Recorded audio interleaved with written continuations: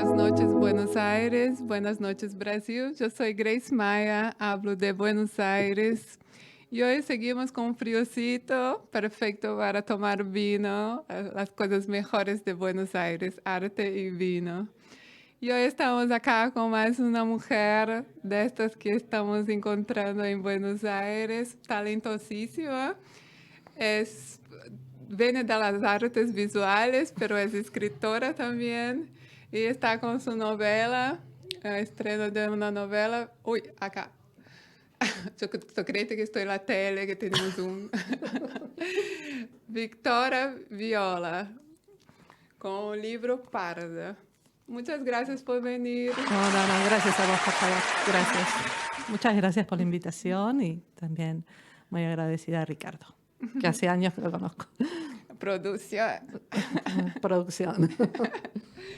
Victoria, tuve el placer de leer el libro esta semana. Creo que era un libro que tomaría mucho más tiempo si yo tuviera tiempo. Claro.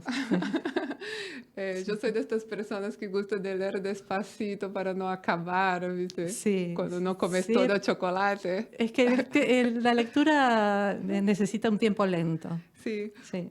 Pero disfruté mucho. Es un libro hermoso desde la portada, que es una foto lindísima. Sí, después porque quiero que me cuente un poco Ahora, de después esta te cuento, foto. después te cuento la elección de la foto, todo. Y no sé, yo soy de estas personas que paro y miro todo el libro antes de La empezar guardan, a leer. Entonces tiene como cosas muy lindas, así, no sé, está como estos sellos y las divisiones todas con estos bordados y sellos. Sí, muy hermosos. Son dos sellos que Sí, son porque la usados. editorial es muy preciosista. Es como hermoso libro con las páginas amarillas, con textura, una letra muy una cosa así como visual Sí. para empezar, que combina mucho con todo que viene de la parte literaria, que es un bordado también de palabras. Es un libro que para mí, que soy brasileña, me impacta mucho porque tengo que, como muchas veces, buscar, parar, no, espera que me voy a ver qué significa esta palabra. Como, às vezes paso, às vezes paro. Y a não veces quero saber intuís o que seguramente. Sí, às vezes paso para não perder Claro, o ritmo. claro. Pero às vezes eu quero saber o que significa esta palavra. É um livro que demanda uma... Ao mesmo tempo que una atención, un despojamiento, así, bueno, sigo leyendo, porque obviamente no tiene la intención que yo agarre todo de una vez, ¿no? Claro. Como no es... Creo que Alejandro Cesar escribió muy bien esta parte. El silencio es un abordaje en todo el periplo. Se escribe callando. Sí, Alejandro Cesario es un gran poeta de Perfecto. la zona donde vivo, de la zona norte, que está al frente con otros escritores de la Junta Editorial, pero es un gran poeta, Alejandro Cesario. Y amigo, muy buen amigo. Foi lindo, realmente creo que resume de forma muy bonita. Hacer un comentario sobre un libro es siempre difícil. Muy difícil, sí. Es una Elegir tarea que qué yo no haría palabras. nunca. Yo no haría nunca esa tarea de comentar un libro de otro. La primera cosa que me suena es el título, Parda. Bien. Sí. Estávamos justo hablando sobre las palabras y los significados de las lenguas. En portugués esta palabra es ultra polémica. Es una palabra muy polémica, parda. Primero es una palabra que tiene una historia dentro de la conformación de los territorios y de la independencia, ¿no? Yo elegí acá en el inicio del libro. Que tiene un poema. Acá, sí. Hay un cielito, ¿no? Cielo dichoso, sí. cielo La del persona americano, sí. que el cielo hermoso del sur, el cielo más estrechado. Bartolomé Hidalgo. Bartolomé Hidalgo abre parte de la literatura nuestra. Si bien nació en Uruguay, murió acá en el territorio argentino muy pobre. Ah, Muy ¿sí? pobre, sí. Y los cielitos son parte de nuestra infancia, porque los cielitos los cantamos generalmente en la primaria. Ah, Y, como y, estos poemas y de él. Parda empieza con una niña en la primaria, Ujú. ¿no? Y además hay otra cuestión, es que yo mantuve en casi toda la escritura, todos los sucesos de Parda suceden al aire libre. Los hechos más importantes son al aire libre. Ujú. Y el cielo, además el cielo es un paisaje de la tierra acá, es una tierra con horizonte, ¿no? Claro, sí. No hay cielos como los cielos argentinos, es muy difícil Esto se encontrar costuma esa decir de Brasil. esa cantidad de cielo. Yo, por ejemplo, no conozco Brasil. Brasilia también es muy chata. En algunos Entonces tenés territorios, como, uno dice que el cielo de Brasilia es nuestro mar, claro, claro. porque como hace parte del paisaje Sí. muy Y presente. esa es una cuestión bien nuestra, bien americana, Ajá. ¿no? Y el nombre, bueno, la cuestión del nombre Parda tiene otras historias. Cuando yo era adolescente, hubo así una terrible división, sobre todo en Capital Federal y próximo, que era que los chicos se separaban entre los pardos y los chetos. Es decir, los chetos se vestían divino, caro, tenían un dinero, accedían a determinada educación, y los pardos eran los oscuros, los pobres, ordinarios. Y eso era en esta época, en la época en que esta niña Eso está en era la adolescente, Ah. por eso Esto tiene a ver está con fechada. el rock argentino también, ¿no? ¿Cómo? Esta división tiene a ver con el rock argentino. Es unas cuestiones terribles que nos han sucedido en la adolescencia. Claro, es muy diferente porque primero el rock en Brasil creo que es más blanco, vamos a decir, de clase media, Sí. porque tenían que tener guitarras, micrófonos, o sea, para acceder a este tipo de equipos Sí. ya tenía que tener una cierta plata. Claro, un dinero disponible. Y después, como la periferia viene con el hip hop. Entonces, como es diferente. Y el rock en Argentina es una cosa muy presente, muy diferente de en Brasil. Sí. Entonces, como este termo que tiene a ver también con el rock es diferente. Tiene que ver con lastimar al otro. Igual acá en nuestro territorio hubo, por ejemplo, batallones de pardos, los pardos, los negros que lucharon a favor de la independencia, que eran los primeros que morían, obviamente, ¿no? Entonces, yo tomo todas esa historia de la palabra parda, ¿no? Claro. Es una palabra que causa tensión de una relación étnica, ¿no? Sí, además hubo una cuestión que cuando, en un momento, mi editora, encantadora, Adriana Romano, es una gran escritora argentina, pero el libro no sé si se tendría que llamar Parda, me dice ella, ¿no? Entonces yo dije, ¿sale Parda o no sale? Vos si no se llama claro. Parda, el libro se llama Parda, sí. Si no lo publico. O sea, claro. que para mí es Parda.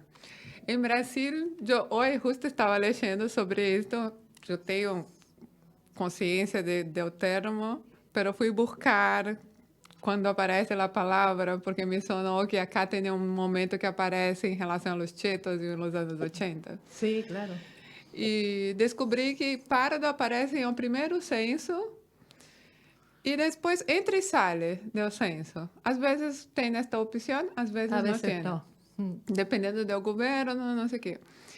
Y que el termo pardo, en general, es usado para personas que son mestizas con negro totalmente. o con indio. Sí. Okay. Y tiene porcentajes que son muy interesantes porque varía en la historia en relación a cuántos negros y cuántos blancos. Sí. Negro, no caso, no es negro, es pretos.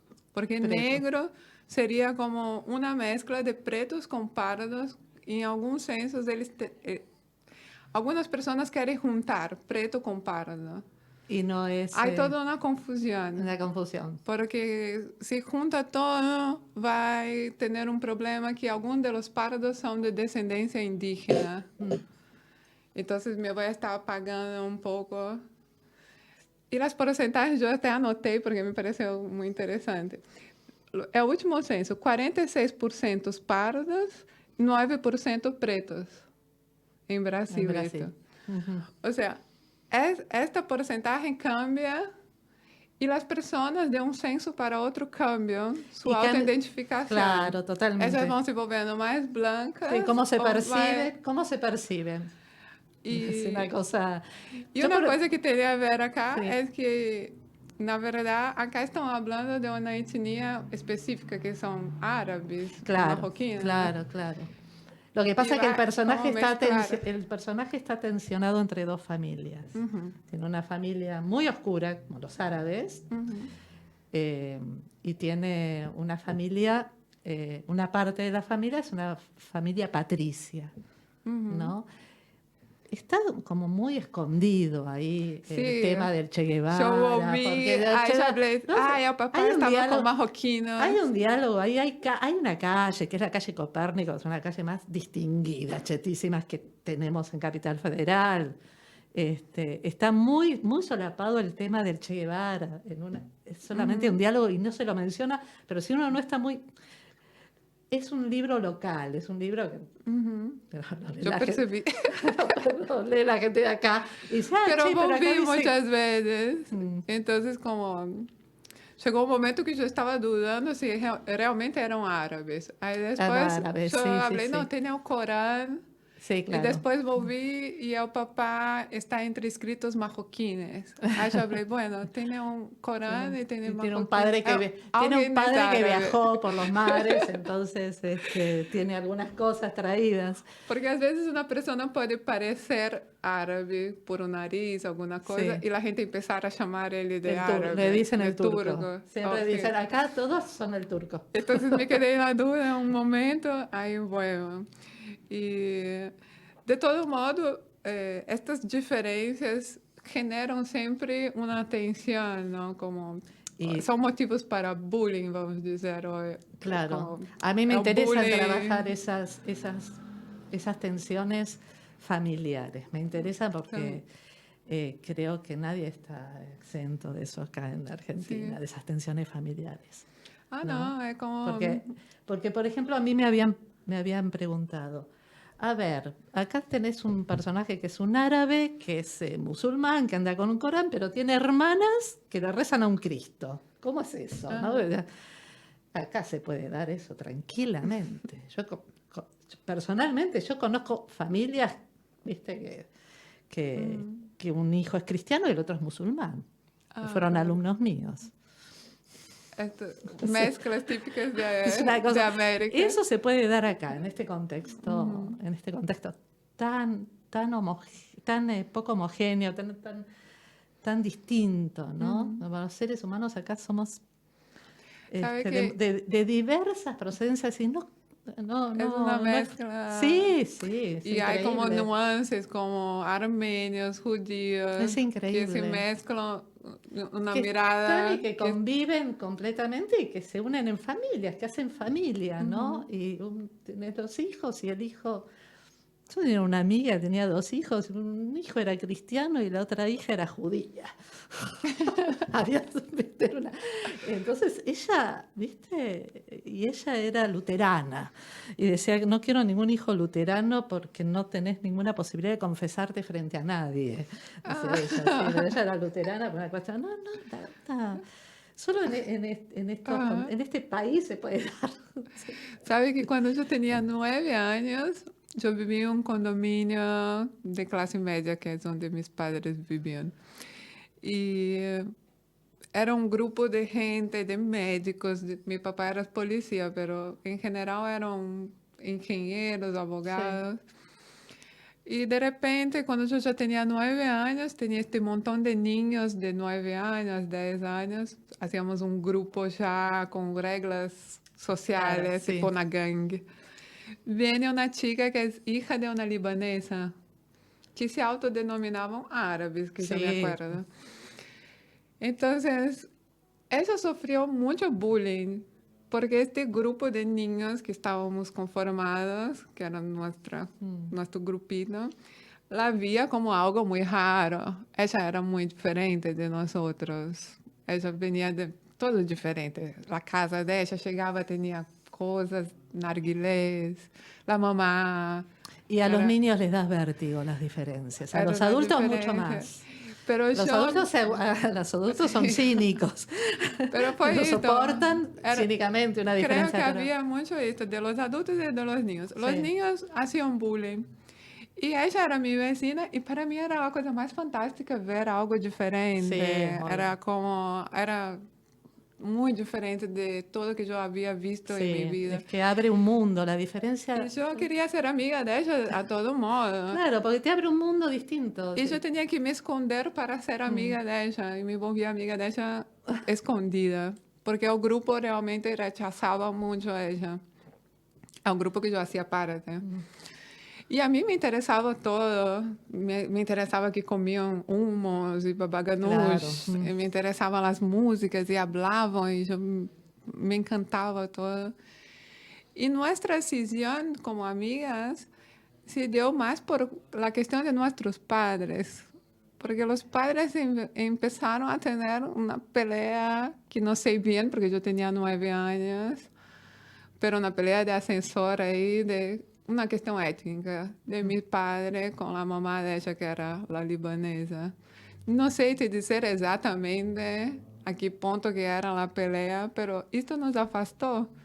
Y cuando leí este libro, yo como de alguna forma como Recordaste, recordé mucho esto de esta tensión de ser diferente, de tener mm, una familia diferente dentro de un ambiente sí, que sí, va sí, llegando como tener cuestiones de la dictadura. claro. Hay Es un como, texto que está atravesado, obviamente, que la dictadura es el que atraviesa el texto. sí, y La dic- está muy así como medio que, ¿qué eh, pasó acá? Ahí como te da una duda que te remete a esto, ¿no? sí, y además, viste que los capítulos no es un texto lineal. Ah, Los capítulos los tuve que fechar, obviamente, para que el lector no se pierda en esa enormidad, porque ujú. están trabajados, Igual nos perdemos. porque están fechados, como digo yo.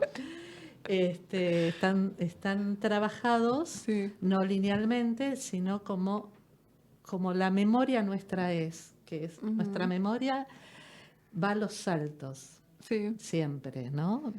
Uno, uno toma, uno ve algo y recuerda un tiempo, Ujú. escucha una palabra y recuerda otro momento de la vida. La memoria no es lineal, Ujú. tampoco sabemos demasiado qué es.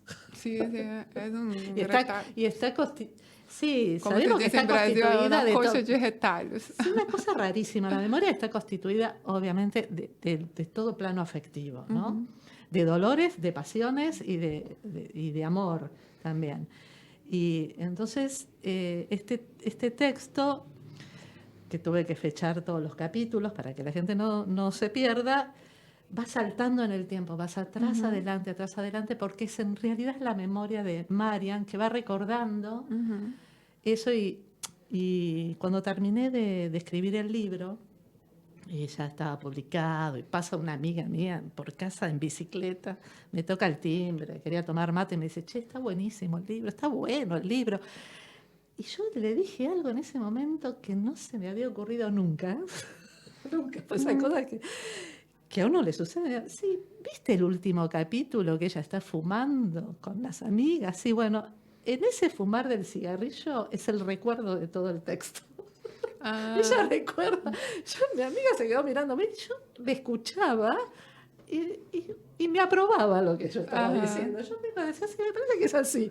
Pero en ese momento se me ocurrió y creo que sí. Creo que en ese Claro, último estas capítulo en noches la memoria, locas que pasamos contando nuestra historia. exactamente, en ese cigarrillo que enciende ella, porque es el único que fuma, María, Sí, creo, o es el segundo que fuma en toda la historia, en ese último cigarrillo y en esa noche es el recuerdo de toda esta voz que aparece, ¿no?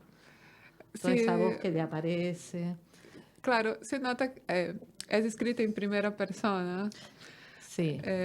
Creo que hay algún capítulo que no es, cuando hablas, usas una técnica que dije, que no sé qué, como con qué al inicio. Creo que hay un capítulo que no Mira, es en primera persona.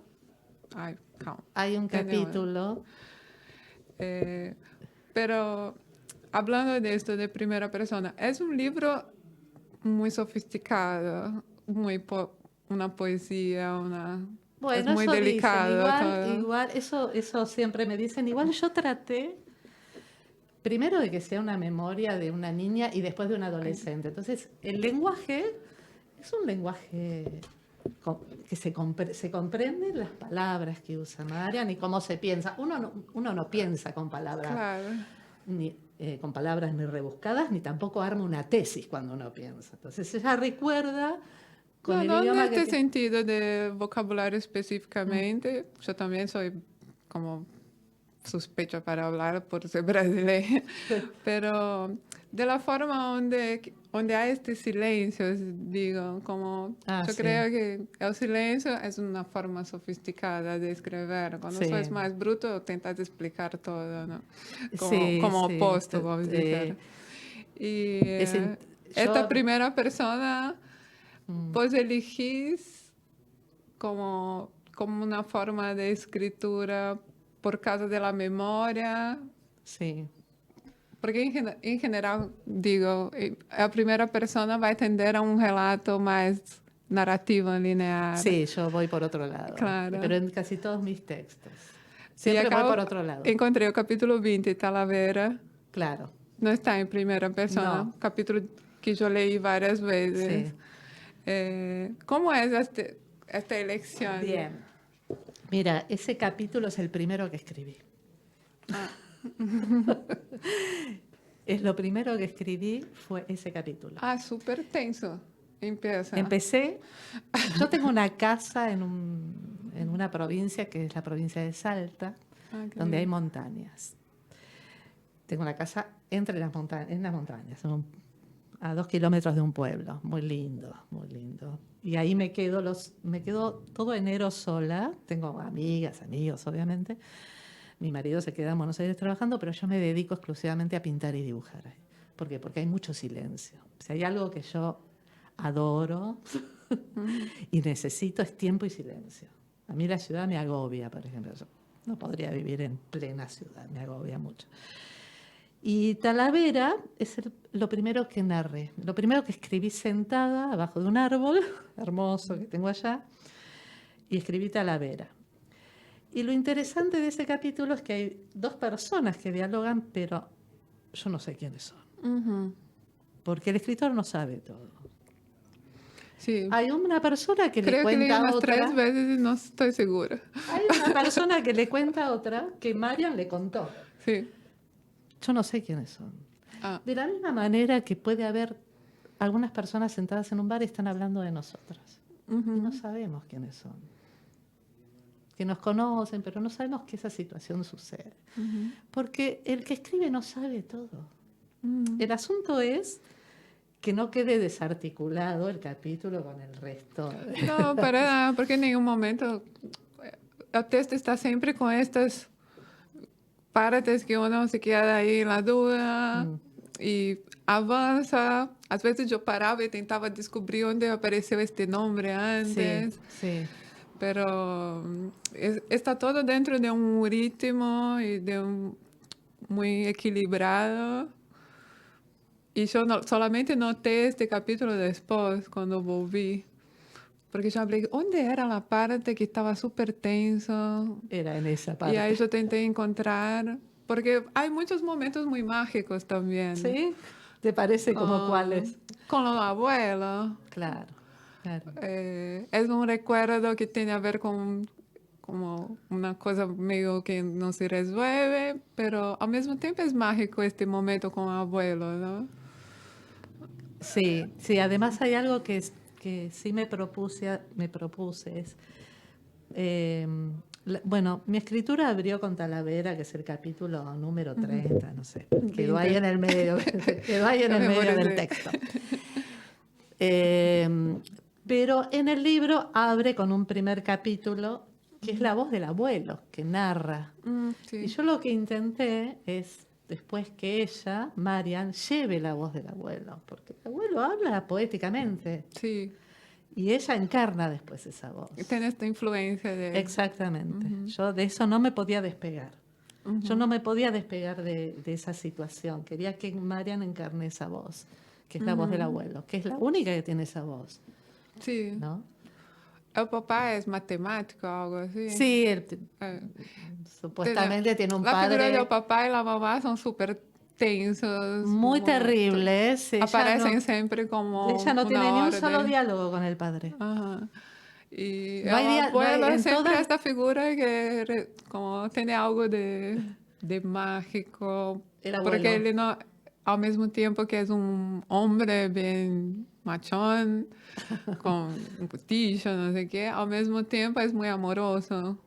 Tiene Sí, una hay cosa más varias cara. personas que se enamoraron de ese personaje. Total. Se enamoraron del árabe.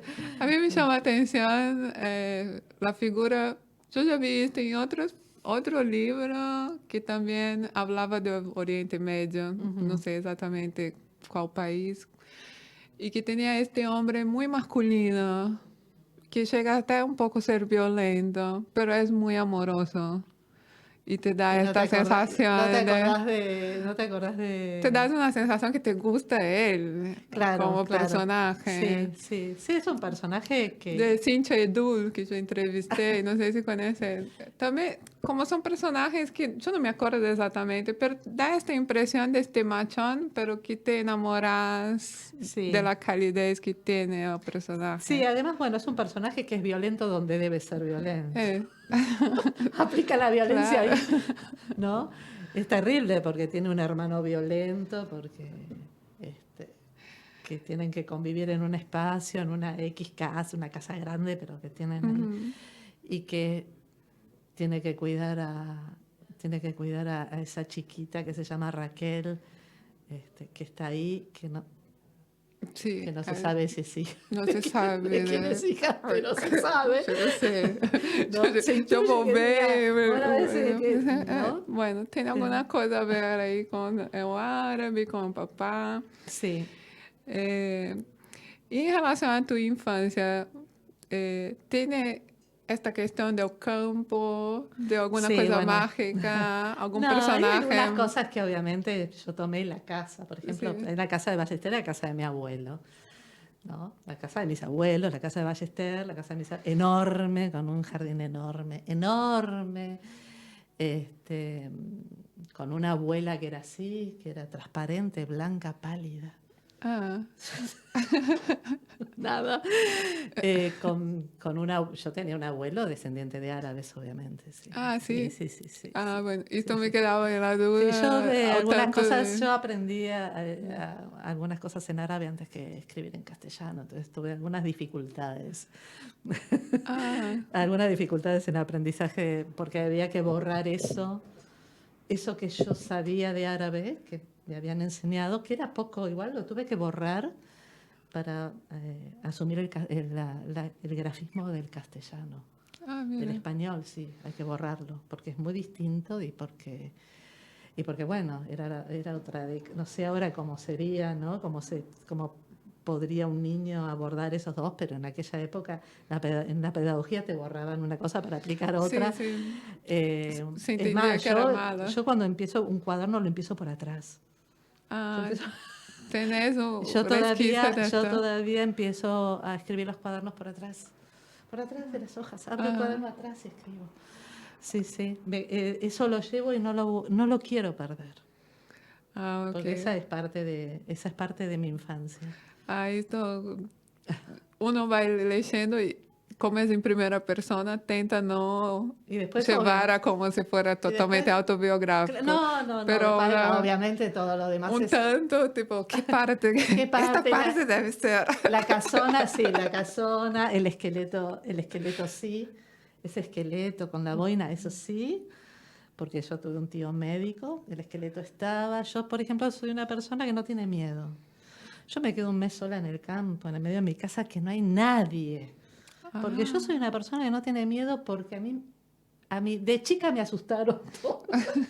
El esqueleto, mis hermanos. Todo el mundo me asustó y se me pasó tan la cuota de miedo. Que ¿te pasó? ya está, ya se me Porque pasó. puede pasar lo contrario, te La quedas gente con más dice, voy a miedo. ver una película de terror. A mí no me da terror nada, pero yo ya las pasé todas de la infancia. ¿Viste? Estaba un esqueleto de verdad. Bueno, de esas cosas. Y la casa era oscura, ¿viste? Era un caserón enorme, con techos altos. Y yo iba y venía sola por esa casa. Prendían velas, mis tías abuelas. Yo no soy miedosa para nada, porque ya me lo agoté todo el miedo en la infancia. Pero tuviste una infancia como... ¿Extrañas la infancia? No, para nada. No, No, para tenía nada, algo para de esta nada. tensión No, del no libro. extraño, no extraño. Hay cosas hermosas en mi infancia, por ejemplo. Cosas hermosas me han pasado en la primaria. Yo tuve una docente extraordinaria que nos leía Gabriela Mistral, la poeta chilena, y el primer capítulo está muy solapado también, pero tiene que ver el diálogo entre Marian y el abuelo, hablan de la poesía de Gabriela Mistral sin nombrarla, ¿no? Que hablan de unos árboles. Y esa poesía... Acá al final arden los árboles sí, olvidados, sí, los sí, animales. los árboles olvidados. Hay una poesía de Gabriela Mistral Ah, que es de un leñador que va a cortar árboles y los olvidan y quedan ahí achados, ¿no? Y sobre esa poesía también me basé para llegar a este libro. para este capítulo, Ah, ¿no? Y esa poesía me va a acompañar toda la vida, porque para mí fue iniciática. Fue una poesía de quinto grado. Quinto grado me la hicieron aprender de memoria y yo no podía creer lo que estaba leyendo. ¿te impactó? Sí, a mí la literatura me lleva por Ah, caminos raros. Pero Pero hay me otra mueve, contradicción que encontramos. Vos vienes de las artes visuales. Sí, porque tengo Sos facilidad. pintora. Sí. Pero tenés No la soy pintora, soy artista visual. artista visual. Artista visual. Y tenés la literatura de este nivel. Sí, sí, pero yo soy artista visual, me dedico algo más a una cuestión fotográfica, si querés, está bien. Y estudié pintura, pero estudié pintura porque yo no entiendo el color. El color para mí es un enigma, ¿no? Es Entonces un los tema. profesores no lo podían creer en la facultad. Me decían, Viola, ¿usted no va a estudiar grabado? Sí, me encanta el grabado, pero ¿por qué va a estudiar? Porque en la facultad tenés para elegir pintura, grabado, escultura, artes del fuego. Me digo, porque no entiendo el color, ¿no? Como si hubiese que entenderlo, qué sé yo. No, pero hay muchos estudios No, filosóficos no lo sobre comprendo, color. es Claro. un material que no puedo, y me gusta pintar, me gusta pintar. No soy una enloquecida para nada, pero me gusta y para mí siempre fue una pregunta la pintura, ¿no? Es un estado para mí toda la facultad fue preguntarme sobre el color, pero la verdad que mi pasión siempre ha sido la literatura. Y después es bien cierto que yo hice mi desarrollo estético y plástico, estético, visual, parte de la literatura, siempre. Siempre, siempre. Una de mis primeras pinturas fue pintar toda una letra de Neil Young, que es un músico norteamericano. Pinté la letra, toda la letra en inglés me la pinté. Estaba en la facultad y yo pintaba la letra. Sí, sí. Claro. Es como un texto que tiene...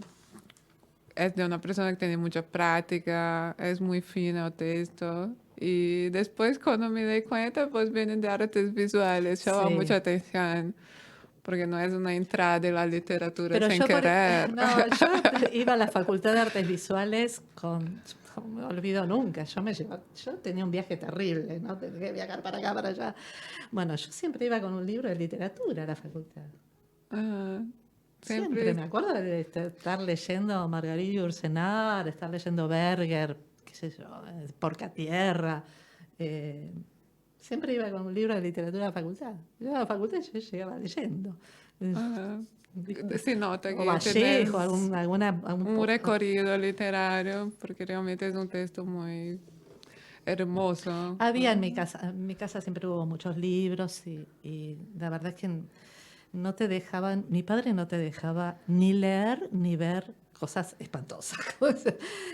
No te dejaba leer cosas, no me dejaban leer cosas lo que yo digo mediocres. Sí. Mi padre me señalaba allí y me decía, ¿vos querés leer novedades? Y bueno, ahí tenés todos los clásicos, me decía.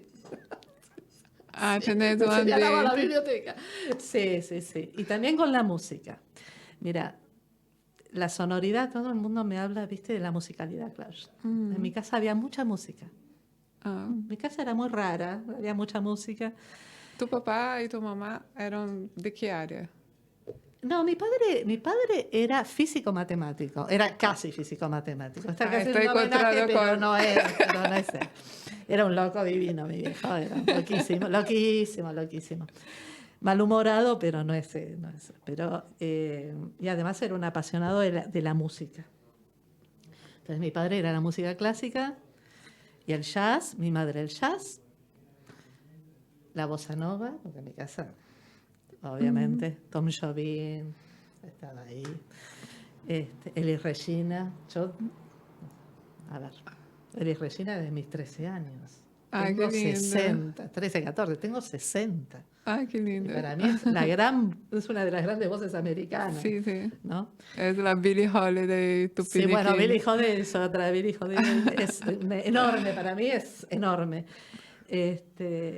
Entonces toda esa música también aparece acá, ¿no? Yo hago mención de un compositor que todavía vive, que es Arvo Pärt, que es un gran compositor, que es el último místico, compositor de música clásica, que vive, que le hice un homenaje ahí porque hay un capítulo que se llama Espejo en el espejo y es una composición de él que dura 14 minutos, que es una joya, Ah, ¿no? me voy Entonces a la buscar. gente me preguntaba, ¿por qué se llama Espejo en el espejo este capítulo? Porque Arvo Pärt tiene una composición se llama así, en esos personajes, en ese capítulo, escuchan a Arvo Pärt. Ah, sí, sí, hay otras situaciones de música, ¿no? Sí, Sí, sí. sí. Ah, genial. Realmente yo estaba pensando qué música traer para nosotras. Y hay un músico brasileño que se llama Zé Ramalho.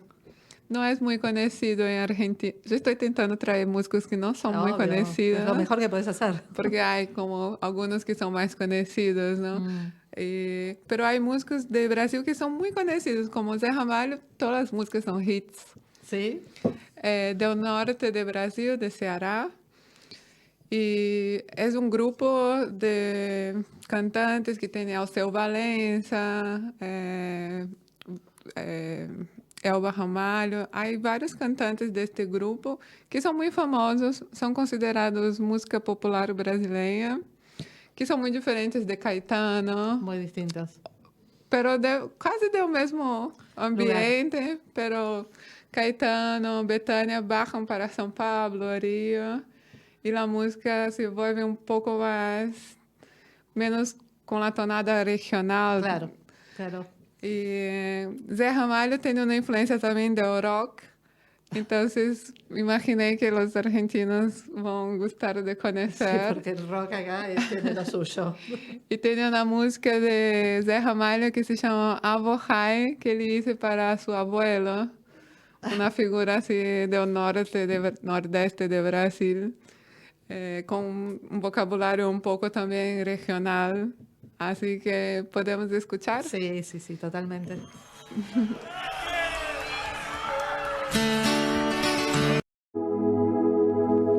Aí volvemos después de escuchar Zé Ramalho, um dos meus cantantes favoritos de Brasil. Victoria, estamos acá charlando. É um livro que dá para charlar 4 horas. Eu, quando pensei na entrevista, já falei, não, só o título eu já me quedo 20 minutos. Y es un libro breve. Sim.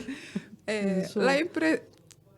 Quando eu leí, me quedei pensando, vos escreves pouco ou escreves muito e saca todo? Yo escribo mucho, mucho, y borro y tiro. Y va a la papelera un montón. Y escribo en Escribo en bares, escribo en el colectivo, escribo mucho. Sí. Sí, que siempre escribí.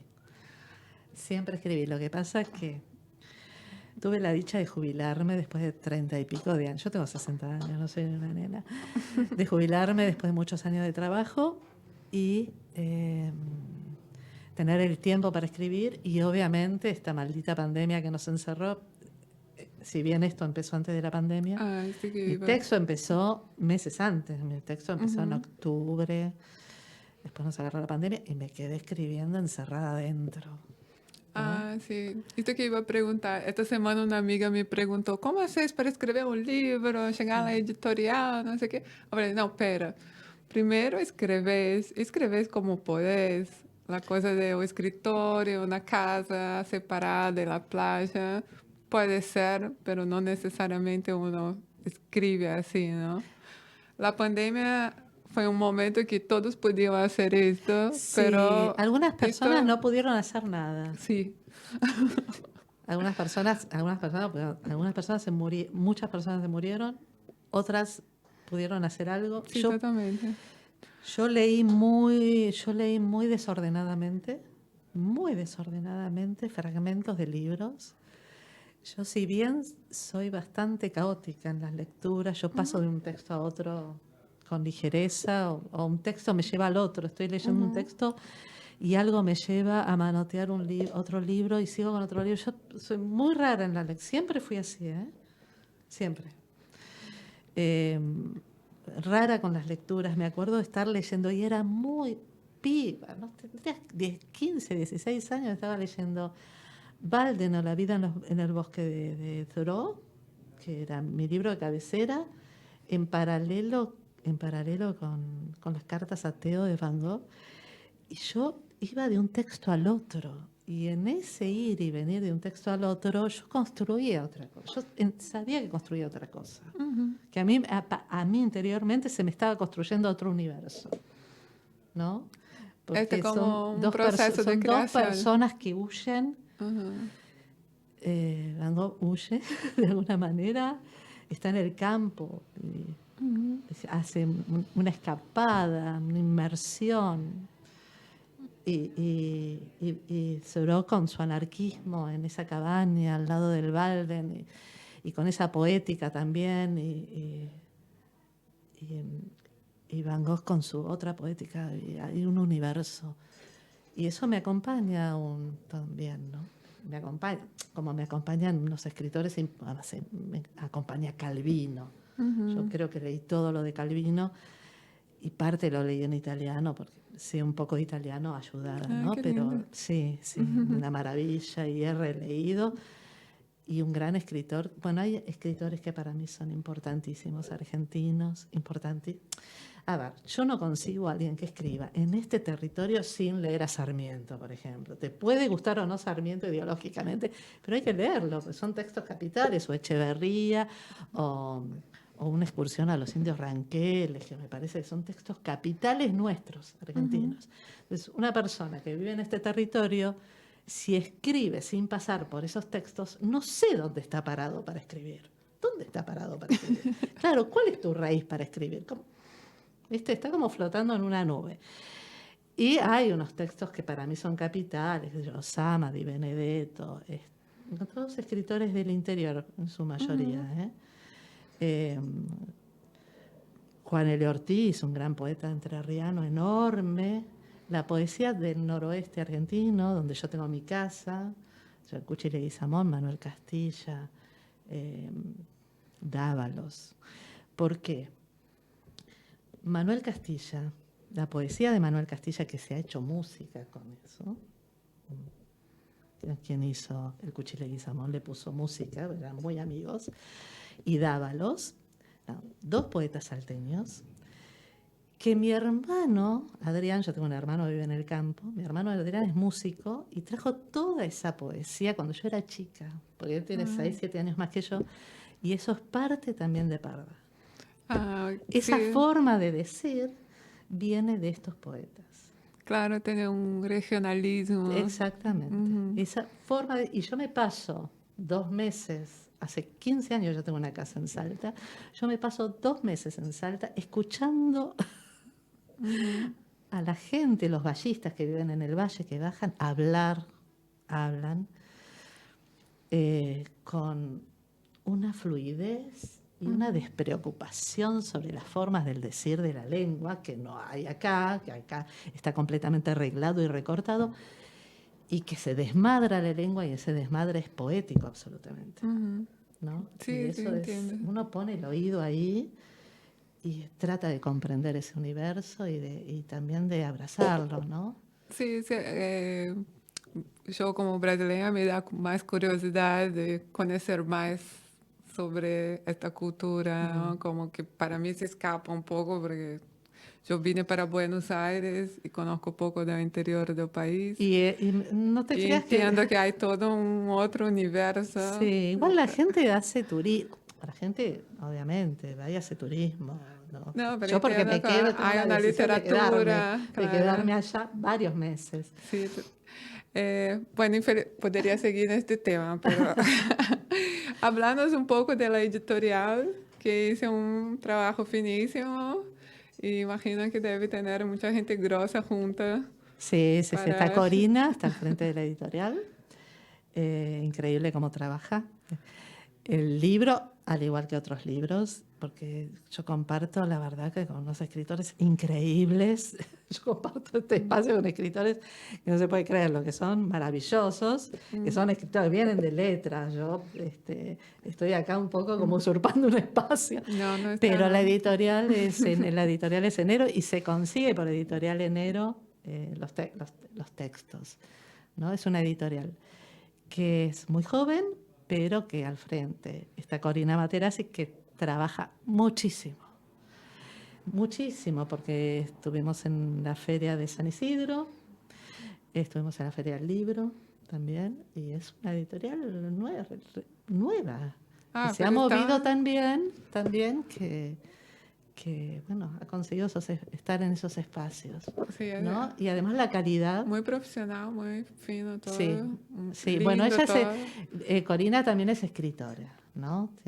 Ha publicado por Modesto Rimba un texto, unos cuentos que son bravísimos. Ah, sí. Sí, sí, sí, son bravos los cuentos de Corina, fuertes, bravos. Están todos los personajes al borde de estallar. Sí, sí, sí, y es muy trabajadora. Y también, bueno, esa contratapa que hizo Alejandro Cesario, hizo unas cosas increíbles. Jarmeyer es un gran amigo, Jorge Jarmeyer, que es un periodista cultural. Hasta hace un rato estuvimos charloteando. Y la verdad que también yo presenté el libro en el Tano Cabrón. Entonces estaba Alejandro Cesario, Corina, y Jarmeyer me asoció con 2 grandes escritoras. No sé cómo leyó el texto, pero él me asoció con María Negroni, que es una poeta extraordinaria, argentina, extraordinaria, y con Irene Grus, que fue una gran poeta argentina también, ya fallecida.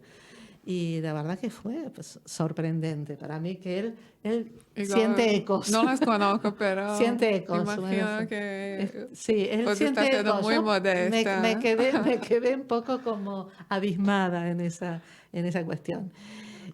No, Y la gente también, que vea tu libro va a saber que vos sos modesta. no, sí, y también, bueno, hay algunas cosas importantes también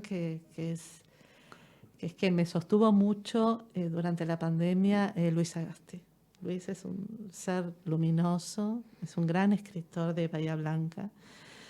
Nos encontramos en enero, nos podemos encontrar ahí con mi primo, es muy amigo de mi primo de Bahía Blanca, yo tengo familia allá.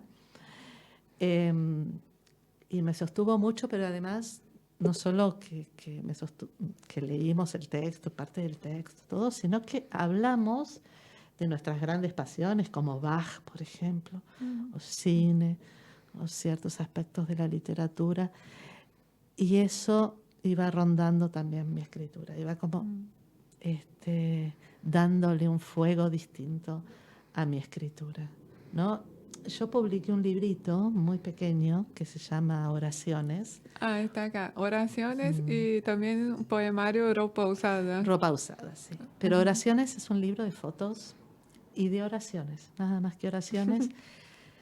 Y yo le había mandado a Luis y a mi primo. Mi primo es coleccionista de cine. Es un entendido en cine coreano. ¿Qué le podemos decir a Ricardo? Es un experto en cine. Mi primo, pero de Bahía Blanca. Y yo le mandé las fotos a ellos dos, que son unas fotos muy simples. Son unas fotos donde los frentes de las casas, muy humildes generalmente, italianas y españolas, como por las afueras de Buenos Aires, tenían unos nichitos donde se ponían vírgenes. Ah, sí, sí. ¿No? Bueno, pero los nichos a los cuales yo fotografié no tienen nada, están vacíos. Entonces, con esas fotos, yo tengo como unas 70 fotos y elegí 14 o 15 para hacer el libro. Y a cada nicho le correspondía una oración. Pero cuando yo les mandé esas fotos a mi primo y a Luis me dijo, hay que hacer algo con esto, hay que hacer algo. Entonces apareció Oraciones y él amorosamente me escribió unas palabras increíbles que abren el libro. Ah, qué lindo. Sí. Me quedé curiosa. Sí. Ay, bueno. Así que bueno, es eso. Cuando digo que es una entrevista de 1 hora, hay gente que habla que es mucho, pero nunca es mucho. Nunca es mucho, nunca es demasiado. No, es un libro para hablar una noche entera y preguntar, ¿y esto? ¿Y de dónde sacaste esto? Bueno, les dejo una super lectura para quien está en Buenos Aires, en Brasil, no sé, pero entre en contacto con nosotros que arreglamos. Muchas gracias a todos que estaban nos escuchando todos los lunes anoche tomando un vino y aprovechando estas charlas hermosas para pasar bien con nosotras. Muchas gracias, Victoria. No, por favor, gracias a ustedes por la invitación. Muchísimas gracias. Y bueno, por el vino también está bárbaro. Bueno, estamos en Facebook para mayores contactos. Y bueno, muchas gracias. Buenas noches a todos. Besitos. Gracias.